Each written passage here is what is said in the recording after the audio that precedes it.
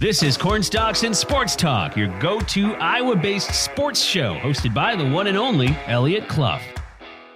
What's up, Cedar Valley, and hello to the Hawkeye State. This is Cornstalks and Sports Talk, your Iowa-based sports show here on AM 950.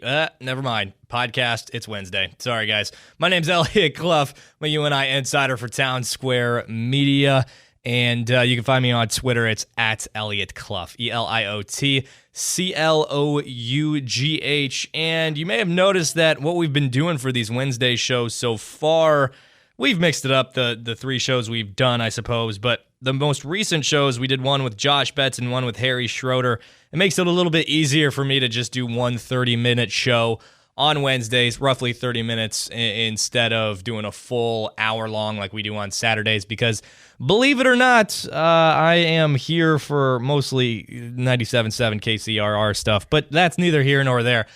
We are just doing a podcast with me today, talking a little bit more about some national stuff, some stuff that does affect the state of Iowa in terms of how the Hawkeyes should move forward with coaching. Maybe Iowa State too, for all we know. Not really any UNI stuff for today's show. We'll get to that on Saturday, so stay tuned for that. Also, my preview for the UNI versus Illinois State game should be out either today or tomorrow, Wednesday or Thursday of this week. So stay tuned for that. That'll be on the KOEL app and website. And of course, you'll see it on my Twitter feed as well. Again, it's Eliot Clough, ELIOTCLOUGH. Before we really get into it, I want to remind you, go please subscribe to this show on Apple Podcasts. Leave that rate and review. You can follow us on Spotify as well, wherever you get your podcast. Subscribe, follow, like, and preferably if you're on Apple Podcasts, leave that rate and review. That helps us out seriously so much. We really appreciate it. If you want to get more Iowa-based content, quality content from me, please do that. You can also subscribe on Twitter. It's Eliot Clough there as well. We have all of our guest segments on that page. So let's get to it. Again, Cornstalks and Sports Talk here with me, Eliot Clough, UNI insider for Town Square Media. So what I want to get into today is these recent coach firings, the open positions that are available in college football as we speak. Most recently, the big one, and I think it's the one that's on a lot of folks' minds, especially folks that are fans of Big Ten football teams, it's Paul Chryst being fired from Wisconsin, which we'll really get into here shortly, and how that may very well relate to Kirk Ferentz, and Nebraska, of course, is a really big one, and that may very well relate to Matt Campbell too. So again, we'll get into that. But first, what I want to do is address these openings one by one and talk about whether or not I see them as a favorable position, whether or not some coaches that might be out of the game right now, or that might be moving on from their current position after some success, whether or not they would be inclined to take these specific jobs. And I'll start and kind of go in a specific order as to how I feel about these teams.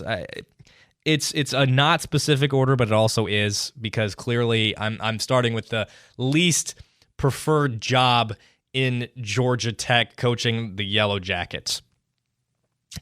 And there are a few things that stick out about this program. Traditionally, it's anything to necessarily be super excited about. One bowl win in the last 7 years, 3 bowl wins in the last 17. The ACC isn't a great conference. It's not the premier conference of the Power Five. I don't think it might even rank towards the bottom of the Power Five. Obviously, Big 12 and Big 10 and SEC are the sort of the cream of the crop, and then I think it's the Pac-12. Maybe not this year, but typically, more recently, it's been those three conferences, the Pac-12 and then the ACC, because Clemson has just run through that conference like it's nothing. They're not as great more recently within these last few years. DJ Ungalele, I think is how you pronounce it, does not particularly amaze me with the way he plays football. He's been a lot better this year, but Clemson has just kind of run through that conference. FSU is back, more or less. Of course, I think they lost this last weekend, but they were back in the rankings recently. And then you got NC State, who just fell to Clemson more recently, again, this last weekend. North Carolina, you can't guarantee what they're going to be. Duke's okay, but ACC, not really a premier conference, even though they're a Power 5 conference in the country. So that's got to affect how you feel about Georgia Tech, whether or not you see it as a great job. If anyone says they can name a pro player out of Georgia Tech other than Calvin Johnson, you're probably a Georgia Tech fan. That's what I'll say. Or you're a diehard fan of the Raiders, the Chiefs, or the Bucks, because I looked it up, and the current players that are in the NFL from Georgia Tech, there are, of course, a few others that have made rosters and maybe played that I just don't really know of. Darren Waller, tight end from Las Vegas, the Raiders. Harrison Butker, kicker for the Chiefs, and Shaq Mason, defensive end. I think he's a defensive end or a linebacker for the Buccaneers. So not a whole lot of pedigree coming out of Georgia Tech. The Yellow Jackets, they're not a phenomenal school when it comes to football. They've had good seasons. Of course, that year where Iowa beat them in the Orange Bowl, that was a good team. I think they were running the triple option at that point in time. Tevin Washington is a name that I remember from Georgia Tech as well. He was at a sports speed camp that I went to in my hometown of Ida Grove when I was in high school, and that's the only reason I know of him. It's also in Atlanta, which I've heard to be a great city. I've never been there. It doesn't strike me as a place that I'd want to live, maybe visit for a sporting event or something going on there, maybe a media deal. Georgia Tech is the least desirable position to me that's open right now. Moving on to this next one, it's Arizona State. To me, Arizona State is a quintessential college area. I think I looked this up the other day. I believe it's in Tempe, Arizona. It's the biggest college student population in the entire country, so they basically let anybody in. I think that's the stigma of Arizona State. Arizona, the University of Arizona, a little bit more difficult to get into. Arizona State, one of those schools that does really well in basketball in terms of recruiting and then doesn't produce. The football team has clearly been rough under Herm Edwards because that's, why they fired him on the field. If you haven't seen that clip, you should look it up. Last year, they did go 8-5. They went 8-5 in 2019 as well, 7-6 in 2018 under Herm Edwards. Prior to that, Todd Graham was in that position. They went 10-3 and 10-4 in 2014 and 2013. So there's been some wins more recently in the Arizona State lore, so to speak. It's not a bad program. I think Arizona has a lot of solid recruits in that area. I mean, you got Phoenix, you got a bunch of colleges in that area, so some decent-sized cities and areas to recruit from in the state of Arizona. The Wildcats are terrible. Arizona sucks at football. They haven't been relevant in a long time, so you have that edge over the Wildcats. Plus, California is right there. That is a hotbed of football recruits. You got New Mexico directly to the right of you, if you're looking at the states directly on to the right of you, I suppose. And that is, there are no real Division I football programs in New Mexico. New Mexico State, New Mexico, they're not football schools. New Mexico itself, as far as I know, they have pretty good running programs, but I'm also a track and cross-country nut, so that's why I know that. But and they got Utah, maybe some kids that couldn't quite make the roster for the Utes up there in Utah, Colorado, which is another state we're going to talk about here momentarily. The Buffs are not good. The Rams, Colorado State, they're not good. And then you go to Nevada, and the Wolfpack, they suck.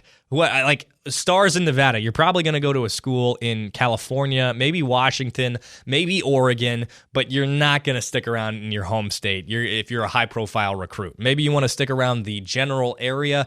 Arizona State, there you go.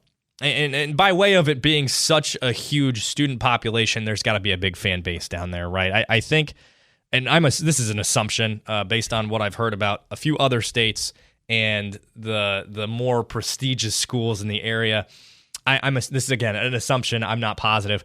maybe people in Arizona see the University of Arizona as these, pretentious people who think they're better than you, and Arizona State is kind of the school of the people.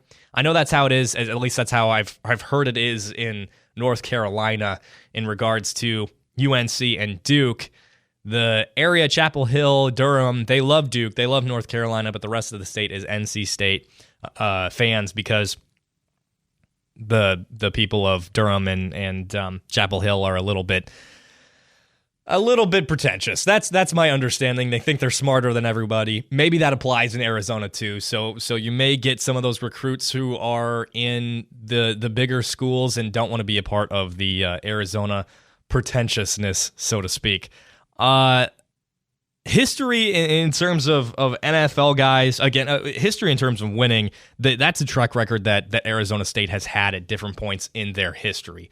In history in terms of individual talent, sending guys to the NFL, you got guys like Terrell Suggs, Todd Heap, more recently Eno Benjamin, and N'Keal Harry. N'Keal Harry has kind of been made fun of because he wasn't very good for the Patriots, but Terrell Suggs, a historically good linebacker, Todd Heap, a phenomenal tight end for the Ravens back in the day. When I was a young lad playing Madden, I would always try to get Todd Heap on a created team. He's a solid tight end. He's really good.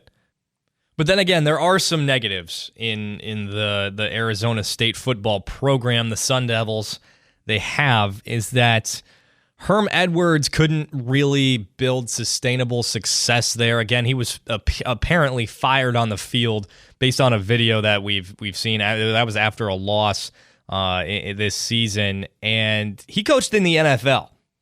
And I believe there might have been some recruiting violations going on there too. So take with what you will about that. I don't think Herm Edwards is necessarily a good football coach. He hasn't really shown a lot of success in the time that I've paid attention to him being a coach. I mean, I think with the Jets is where he coached prior to the Chiefs. Anyway, not a whole lot of track record of success with Herm Edwards, so do with that what you will. Let's see here. Part of the Pac-12, which is definitely something to take into consideration. That aligns with Colorado too. Like I said, it is those three conferences: SEC, Big 12, Big 10, probably more so Big 10 SECs, or excuse me, the SEC, and then the Big 12 after those two schools or two conferences. But with what's happening to the Pac-12, it's more or less going to be dismantled in the next few years, with USC and UCLA moving to join the Big Ten, and who knows what's going to happen with Oregon and Washington and Oregon State and the rest of these Pac-12 schools. Cal, who knows? I don't know. Maybe the Pac-12 is going to be realigned. They're going to bring some group of 5 schools up to the Pac-12 level, like San Diego State or Nevada or something like that. I really don't know. That's something that I haven't really paid a whole lot of attention to. We have talked about it a little bit on Corn Stalks and Sports Talk, but it hasn't been at the forefront of my mind, so I can't really speak to that. It is something that has to be taken into consideration. If I'm a coach that's considering coaching for a Colorado or an Arizona State, that's something that I want to ask around and see what people are thinking. What's next for this program in terms of conference alignment? Lastly, in terms of a negative for Arizona State, it's super freaking hot there, dude. It's super freaking hot. And I'm sure they have indoor facilities and stuff, but in the fall and in these summer workouts, it can get pretty toasty down in Arizona, that's for sure. Triple-digit degrees every day. So next program is that Colorado program, again, a Pac-12 team. So you do have to take that into consideration. But I put them above Arizona State for a few reasons, and this might be a personal preference thing too. It is freaking gorgeous in Colorado, man. I just recently went for that Air Force game. No, I didn't get to make it up to Boulder. We wanted to, but just didn't make it happen. And it is beautiful. Mountains, the campus is at the base of some mountains, the Rockies, I assume, and it's amazing. The thing is, can you use that to your advantage for 17 and 18-year-olds who are just thinking about girls and social media and football? If you can use that and also have have quality facilities and quality coaching, then that's a conversation that is to be had. Because if I were given the opportunity to run out there when I was in high school, I would have taken it in a heartbeat. Granted, Colorado is a very solid track program traditionally, and it's more so long distance, but that is a kind of a positive too. In this rebuild, when you're looking at making this program better, maybe you try to dip into the track team talent a little bit, because Colorado, traditionally a very solid program out there. Again, granted, it is more so distance focused. That's kind of how track coaches are, is they are either distance or sprint focused or multi-focused or throws focused. That's just the way it is in track. And so maybe that's something you can dip into for being a coach out there to help rebuild. But I'm not positive on that one. Again, passionate fan base. They haven't had a reason to be passionate more recently. Let's see here in terms of how their record has gone. I put this together. Only 3 winning seasons since 2003. Just 1 since 2006. So not traditionally a great program since the year 2000. And if you can reignite that in the fan base, I'm sure, they start winning. They ultimately get back to a place where they can have college game day. I'm sure Boulder is going to be raucous. And I mean, even selfishly, to go back to the scenery, to go back to what is available in Colorado in terms of like the mountains and just the nature that it has. And Colorado's a really cool place. Boulder's a really cool place. That's great for your family. I don't see Atlanta or Tempe necessarily being great places for the family, but to raise a family in Boulder, Colorado, that sounds cool to me. And last time they were good was the 90s. Also Pac-12, like I mentioned. Pac-12 issues there. Last time that they were traditionally or systematically good on a regular basis was the 90s. They had a 10-4 season just a few years ago. I'll pull that up here. That was in 2016. Under Mike McIntyre, and that was the only winning season he posted as the head coach in Colorado. Very following season, he went 5-7 and then 5-6. And then Mel Tucker took over. They went 5-7. Carl Durrell took over for the last 2 years, and they've been atrocious. 0-5 to start the year, so they're pretty bad. And so you're going to be starting from scratch, really, with that program. I've watched a few of their games. There are moments in time where it's like, wow, they don't look too bad, and then they just fall off a cliff. And so you'd have your work cut out for you if you want to rebuild a program with your vision, and you're hoping that the establishment, the people that would technically be your bosses, the AD, the president of the university, if you want to mold a program to be yours, this is probably the place to do it. That's what I would say, because you're going to need some patience with whoever you bring in this program and the recruits, et cetera, because it is so bad right now. And so you'd probably be hoping for like a Lance Leipold situation, which is what he has done for Kansas since he's been there. And so let's move on to this next one. And some might think that it is the best option available. I don't. And I think it's only second to best right now because the other options aren't great. It's Nebraska. I don't believe in this program at all, to be quite frank. The last few years, rough. The best 3-9 team in the country. Let's back off a little bit. This fan base is absolutely insane. There's got to be somebody out there that wants to be a part of a lead a program that has that insane fan base and the history that Nebraska does. Won a bunch of championships in the 90s, as we all know, because they won't let us forget. If you revive this program, you will be a god in the state of Nebraska. You will be a god in the city of Lincoln. And not only are the fans aplenty for Nebraska, especially in Nebraska, the donors for this program will shell out the freaking cash. That is for sure, to bring in talent, to bring in a good head coach. And so those are some positives. I mean, you're going to have the resources, right? You're going to have the resources. Chances are, if you can recruit, you're going to get a lot of talent. Scott Frost did. Just just couldn't win games. So, I mean, that's something I was going to mention here is Bo Pelini was essentially fired for being, I'll say it, a jackass and not being a good recruiter. Scott Frost, the opposite, both of those things, but he could not win games. And by the sounds of it, okay, let me start here. I think in order for Nebraska to reach a level of relevance again, they have to go out and get somebody who's done it before. They can't bring in another Scott Frost who went 13-0 at Central Florida and then was expected to come in and fix the program and get a bunch of recruits, and he was an alum, so he's the chosen one, blah, blah, blah, blah, blah. It didn't work. You can't do it. You got to go out and get somebody who's won before and won at a high level and won on a consistent basis. And I look at the options. To me, your best choice is probably Urban Meyer. I don't think he has any interest in that. Plus, the track record of what he's done and been as a coach is just not good. You just don't want that. And so I think it has to be a retread. I just really don't think you can go the group of 5 school route and bring a guy in like that. It's a messy situation.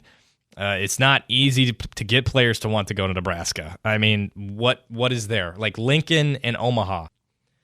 That's all they've got there. So I have no idea why anybody would want to attend the University of Nebraska unless they're, a homer who just happens to be a great recruit, out of the city of Omaha or maybe even Lincoln.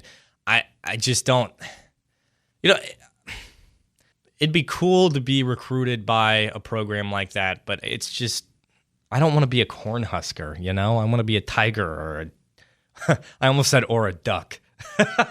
Would you rather be a Cornhusker or a Duck? I'd probably rather be a Tiger or a Trojan or a Gator, There's just not a lot of pull to that program anymore, and it'd be tough to convince just about anybody to take it, I think. I think the idea that Matt Campbell was going to go from Iowa State to Nebraska is just asinine. I think that is the dumbest thing ever. Why he was the favorite to get that job is beyond me. And I just think it's a messy situation. You're going to be walking on eggshells from the get-go. Somebody's going to take that job, obviously. They're going to go out and get somebody. They're going to offer some coach a ridiculous amount of money to take that and be their next head coach. I'm very glad that I'm in this radio booth recording this podcast and not the coach of the Nebraska Cornhuskers. That sounds terrible. So next and most favorable position that's open now at this point in the season, to me, it is Wisconsin far and away. I love the city of Madison. I don't know if I've ever mentioned it here on Cornstalks, but I lived there for about a year and a half for the majority of the pandemic. And I was there for the pandemic in a super liberal city where you had to wear masks and you weren't able to do anything for a large chunk of it. I mean, things loosened up in that 2021 summer when I was about to leave. But I love the city of Madison. The city of Madison is awesome. It's probably the best city in the Midwest, if you ask me. I loved living there. That's a great place to live. But in regards to, and we'll get into what makes this place desirable but not, we're going to talk about the program first. Let's get to the program. Wisconsin, a traditionally good program. They're in the Big Ten. They're in the Big Ten East, which has kind of sucked over the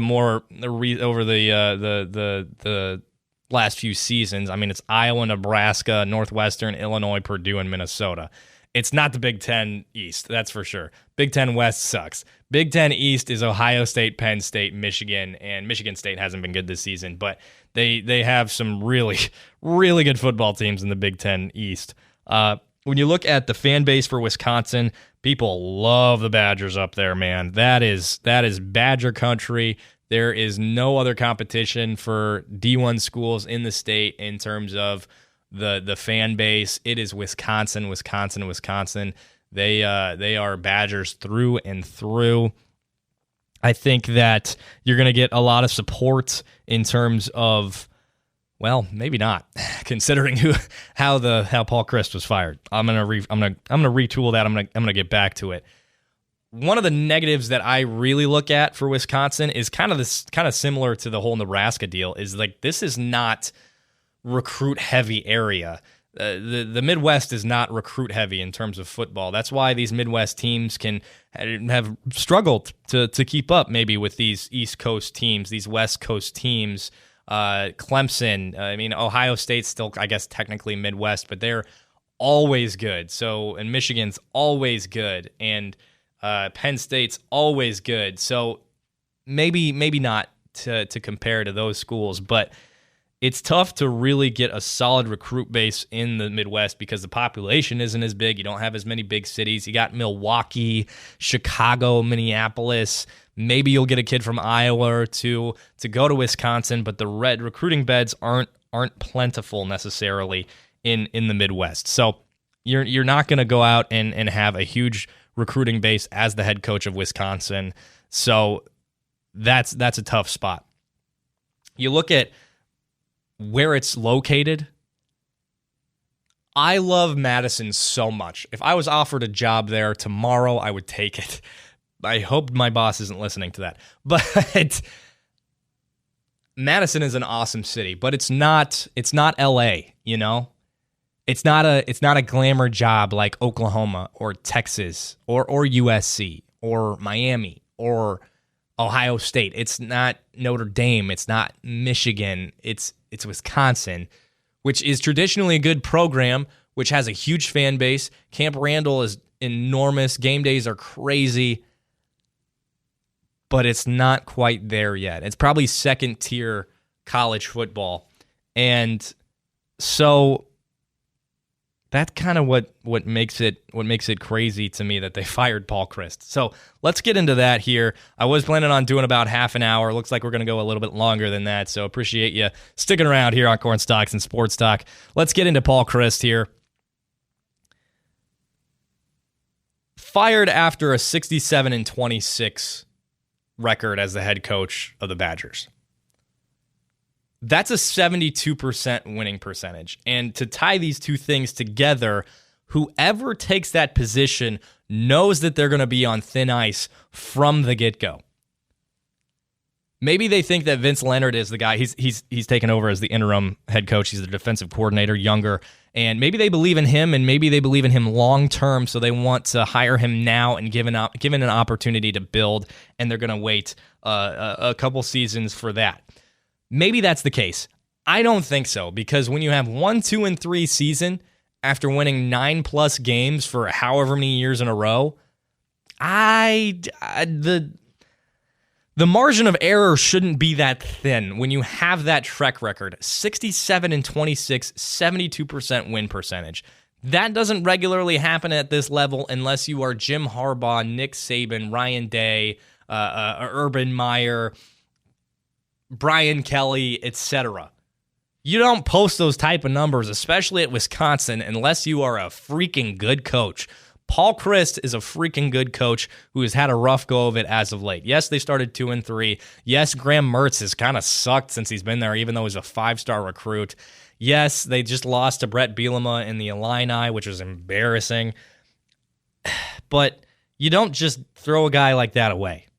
You know, you don't throw a guy like that who is a born and bred Badger. You don't throw him to the side like that. I don't like the way that was handled. I don't like that they are moving on from him. Clearly, the players don't love it. Braylon Allen, their star running back, spoke out about it on Twitter, and it's tough. I mean, I can't imagine losing your coach mid-season when he's a big reason of why you went to the school that you chose. I mean, Madison is phenomenal. It's a great school at Wisconsin, and you got your guy, and then all of a sudden your guy's gone. You know, how do you cope with that? How do you continue to believe in the program? Because Wisconsin's probably going to lose players. Guys are probably going to enter the transfer portal at the end of the season. Maybe they'll do it sooner rather than later, depending on how they like Vince Leonard. So I just think it's a messy situation. I don't think it was a smart move. You know, maybe you feel like you're showing that your fan base or your players that you have a short leash for winning. Like, you got to win. You got to get the Big Ten championships. I don't know. One down season, one rough start to the season after a 67-26 record, to me, does not warrant a firing. And so this is how this relates to the state of Iowa. Kirk Ferentz has been the head coach at the University of Iowa for over 24 years and has a win percentage of 61.8. So 10 percentage points smaller than Paul Chryst, fewer than Paul Chryst. What if the Hawkeyes decided that he wasn't good enough in 2007? Because in 2006, the Hawks, after having a few pretty freaking good seasons, 2002, 2003, 2004, in total, they won 31 games and lost just 7. 2005, a down year, 7-5. But 2006, they lost 4 straight games to end the season. And then in 2007, they started 2-4, finished 6-7, I believe. Let me look at that quickly. 2006, 6-7, 2007, 6-6. My apologies. So they started 2-4, finished 4-2. You know what would have happened in the subsequent years? And I can't speak of this definitively, but you know what happened in the subsequent years for Kirk Ferentz and the Iowa Hawkeyes? 2008, Outback Bowl champs. Orange Bowl, 2009, champions. Undefeated season and Rose Bowl appearance and Big Ten championship appearance in 2015. Holiday Bowl, 2019. 55-24 victory over Ohio State at home in 2017.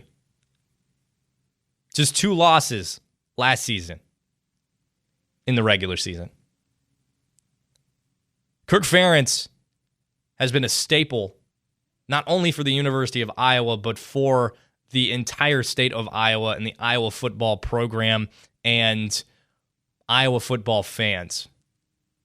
He is looked to as one of the biggest figures in the state of Iowa, as Paul Chryst was, I'm sure, in Wisconsin. And he's done so much for that program. He's sent so many players to the NFL. The partnership with UNI football and the hospitals there, and I don't know exactly to a T Kirk Ferentz's involvement, but there is an involvement there. There's a partnership there. It's not easy to come into places like Iowa, Wisconsin, Nebraska, Missouri. I know they're not Big Ten, but they are in this general area. Illinois, places in the middle of the country, in the Midwest, to come in, recruit well, and win football games. That is not easy to do. It does, believe it or not, it doesn't just happen. I mean, you go back and look at those first few years of Kirk Ferentz. That first year, 1-10. 2000, 3-9. Oh, 2001, 7-5. 2002, 2003, 2004, the more golden years, I suppose, of Hawkeye football. Won an Outback Bowl, won the Capital One Bowl in those years. Lost the Orange Bowl in 2002, but some really solid years for Kirk Ferentz and the Iowa football program. And what he did to turn it around is it just doesn't happen at every Midwest school. There's a reason you got to look at Nebraska and say, wow, that is awful. Minnesota, prior to PJ Fleck, not a good football program, at least within, the more recent 2 decades. Missouri, not good as of late. They almost beat Georgia this last weekend, ultimately fell. Illinois, not a good football program on a regular basis. They have been bad for the majority of my lifetime. Wisconsin, a little bit different. Tradition of history of winning. It's not easy to come in and win games in these Midwest schools when there's not a bevy of recruits, when there's not a bevy of talent in your home area. And, that's why, though I have my gripes with Kirk Ferentz, I believe in letting these guys stick around. You know what this does in Madison for whoever gets this job next? It puts everyone on thin ice. I don't want to be working at my job on a regular basis feeling like, oh God, if I mess this up, I'm going to get fired. Who is that good for? Who is that good for? Because Paul Chryst had a record of winning, being successful, being liked by his players. And it's not even a full season, 5 games where they don't look good. Sorry, dude. 6 of 7 bowl games won, except for 1 loss to Oregon in the Rose Bowl when Justin Herbert was Oregon's quarterback. I want high expectations for my football programs, but I don't want the first poor season and bad-looking moment to be the reason my head coach gets fired. He went to school at Wisconsin. He spent a huge part of his life there. Braylon Allen, like I mentioned, backed him on Twitter. You don't just fire that guy. You don't just buy that guy out of his contract. And maybe they already did this, but what you do is you walk up and say, we got to get this figured out. Let me know what I can do. How can I support you? I just really think there's probably poor leadership going on. That's not, and this is an issue with Nebraska too, in my opinion. Obviously, they let Scott Frost stick around for quite a while, but leadership in these moments, are they relying too much? Are they giving their donors too much of a voice here? Impatient donors that don't know what's going on, are they giving them too much of a voice? That's my concern, because that's awesome. Like, I really appreciate you giving money to our program. This is what I would say in this moment. I appreciate it, but you got to trust us. You got to look at Paul Chryst, look at the body of work, see what he's done. Pull a Kirk Ferentz with Spencer Petras and be like ridiculously loyal. You don't have to be that crazy about it, but I just don't get it. It doesn't make sense to me. Something is not adding up. And I'm not saying that there is corruption in Wisconsin. I'm not saying that maybe Paul Chryst did something he wasn't supposed to do, but there is something wrong there. And maybe it is just poor leadership. It's a bad look to lose to Brett Bielema. It's a bad look to have a 5-star quarterback in Graham Mertz not be successful in Madison. But be careful what you wish for, because you don't know what's next. Bo Pelini, fired because he was a jerk, but he won football games. He didn't get you to the national championship, but he won football games. Would you rather have Bo Pelini right now or Scott Frost, Nebraska fans? There aren't a ton of recruits in the Midwest that are dying to go to Wisconsin. It's not guaranteed that you're going to win as your head coach there. Vince Leonard might be your guy long term, but you better believe, you better fully believe Vince Leonard is your guy, because firing Paul Chryst, hindsight's 20/20, but I don't see Wisconsin fans looking back on this firing of Paul Chryst favorably in the history of Badger football. All right, folks, that is going to do it for this week's episode of Corn Stalks and Sports Talk. This Wednesday's episode of Corn Stalks and Sports Talk, rather. We'll be back on Saturday. We're going to preview that UNI football game, of course. Talk some Iowa football, I'm sure, Iowa State football, and get ready for Saturday. Stay tuned on the KOEL website as well as KCRR, any of our local town square pages for my UNI football versus Illinois State preview. We'll have that ready to go on my Twitter as well, so you can follow me there. It's at Eliot Clough, ELIOT CLOUGH. Remember to subscribe, leave that rate and review on Apple Podcasts, Spotify, Google Play. Do that right now. That's seriously. I like to keep it lighthearted. I like to really go into sports here, but please leave that rate and review. Please subscribe. That way you're going to be notified when you can get your podcast, when you can listen. And it really does help us out a lot. We want to keep getting you quality content. So please do that, as well as subscribe on YouTube. And drop a comment, drop a like.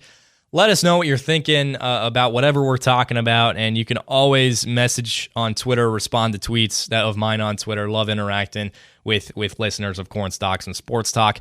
Stay tuned. What we're hoping to launch here this maybe next week is your opportunity to voice your thoughts on Corn Stalks and Sports Talk. So I will keep you apprised there. Again, folks, thanks so much for tuning in to this Wednesday edition of Corn Stalks and Sports Talk. My name is Eliot Clough. I'm a UNI insider for Town Square Media. You can follow me on Twitter at Eliot Clough. This was another Wednesday edition of Corn Stalks and Sports Talk. This podcast is sponsored by Cloud Optimizer. As a business owner or IT manager, are your cloud investment costs going up and you don't know why? It's time for Cloud Optimizer. As you migrate your business to the cloud, what you're spending and why you're spending it can get a little hazy. But Cloud Optimizer clears up the mystery and puts the cloud to work for you. Cloud Optimizer starts by analyzing usage patterns, right-sizing resources, leveraging discounts you may not be aware of, implementing automation, and much more. And by reducing unnecessary expenses and maximizing performance, Cloud Optimizer guarantees you a savings of 5 times what you spend for their service. As you utilize cloud-based services more and more, you don't have to lose sight or control of your spend. You can stay agile, streamline your costs, and optimize your performance, plus save significant money with Cloud Optimizer. Make the cloud work for you with Cloud Optimizer. Get a free assessment and find out how much you can save by going to cloudoptimizer.com. Go to cloudoptimizer.com for your free assessment. That's cloudoptimizer.com.